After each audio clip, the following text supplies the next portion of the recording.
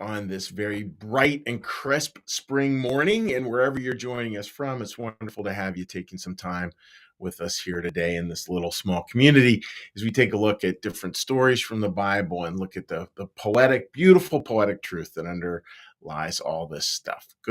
Good to have you. So today we're looking at is this part of the story of Noah and the ark. And again, we're way past the flood and we're into sort of part two. And sort of a precursor to all this to remember with anything dealing with the Bible is that it's not a bunch of perfect people. Like, people are always making mistakes in the Bible, constantly. So it's never should be used as like this is the way to live, because you can pick just about every single boo-boo out there and it's in there. And it's more about, like, how do people recover from this stuff, God's everlasting love. It's about all of that stuff versus a perfect life. And Noah was no different. Here's this hero. He ends up getting drunk. His sons end up spotting him drunk and naked. And a whole little set of stories ensues. And you could scroll back to some of our other 10 minutes of calm to hear about that story. And today's the part where it's like he wakes up from his drunkenness, as the Bible would say. In other words, he sobers up.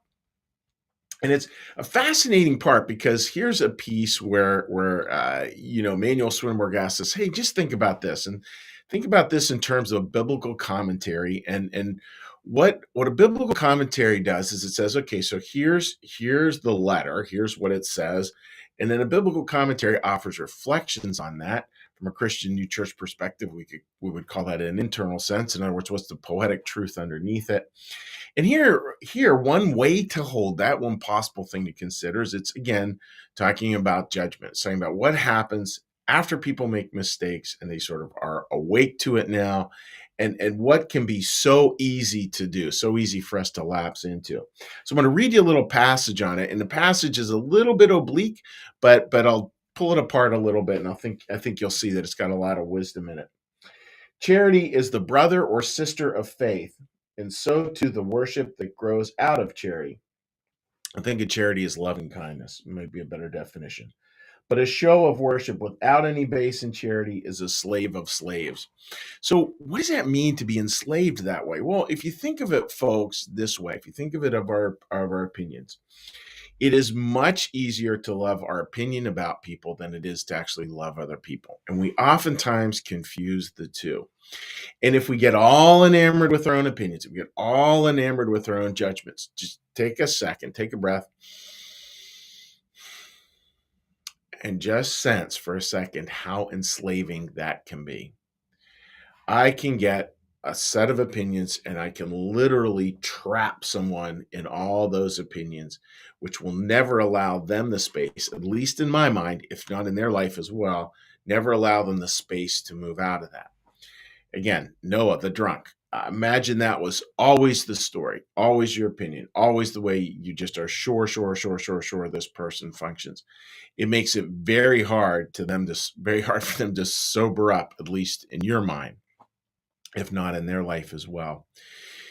That line, folks, I think is just so important to remember, and I'm going to repeat it again. Can we love people more than we love our opinion about people? Can we love people more than we love our opinion about people? That to me seems to be really asking us to find a certain freedom in our lives. And that is yeah. And again, we never want to take these things too far. Some of those opinions are valid. There is a time to say the hard thing. And I feel like I need to constantly reinforce that. But my 2 cents is it's a lot less than what we think. And we need to get beyond our opinions, because those opinions, again, they send us down a real narrow way. And what might be the way to do that? Well, I think so much of it is approaching people, approaching people with question marks, approaching them with questions. And I know that sounds so super simple, but it's amazing how little we do that. I feel that, I do a lot of marriage counseling and pre-marriage counseling and blah, blah, blah, blah. And I feel like 90% of it really is just getting people to follow a simple formula, which instead of statement or statement counter statement, probably a better way to say it, just go with statement question. A statement question will shift most things in most relationships. And that's because statement, it just ends up these two battling opinions. And then it gets into more and more of these opinions where we absolutely, quote unquote, know exactly why someone is doing things. They know exactly why we're doing things. Opinion. And pretty soon you're talking past each other. And like the drop of a hat, you're talking past each other. And reality is we want to have softer edges out there. So just in terms of thinking, in terms of what the question is, and realizing that, ready for this, folks, for all of us, for me, for you, we don't know. We really don't know. God does not give us to know exactly what is going on in another human being. Thank goodness, because we're all over the place as human beings. So today, what's the takeaway? Well, the takeaway is really work at just, okay, my job is to love this person, not to love my opinion about this person. Could you have opinions? Well, you're going to, I imagine. But just think, as you go into an interaction with someone today, particularly if it's a harder interaction, which sometimes they are, go into it with that soft edge that's just about loving them. And don't go into it with a list of opinions, with the screen there that's sort of off on your peripheral vision where you're reading the screen, they're this, and this. Allow them space. Allow them space to grow. Allow them space to change. Allow them space to be different than what you might imagine them to be. Because God probably imagines them to be a lot more than what your opinions would have them be. So that's the thought for today, folks. Again, can we love people more than we love our opinion about people? And that'll help us to be less enslaved and more free. All right, friends. Hope that makes sense. So what we're shifting into now we're going to do a little prayer, a little meditation, a little prayer, a little blessing, and then we'll say hi to folks on social media. So with that, dear friends, what I'm going to ask you to do is to take a little breath.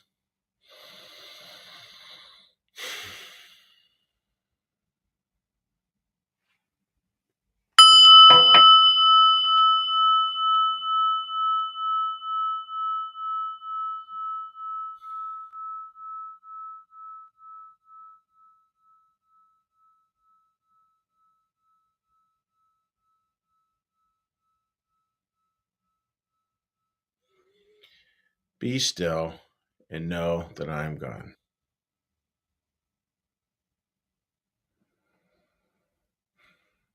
Be still and know that I am.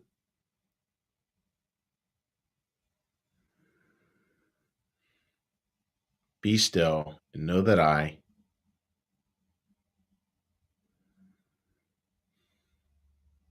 Be still and know that.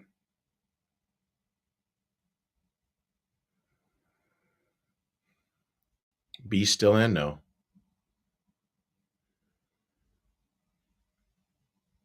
Be still and.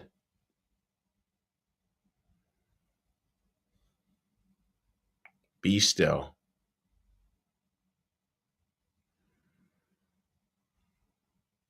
Be.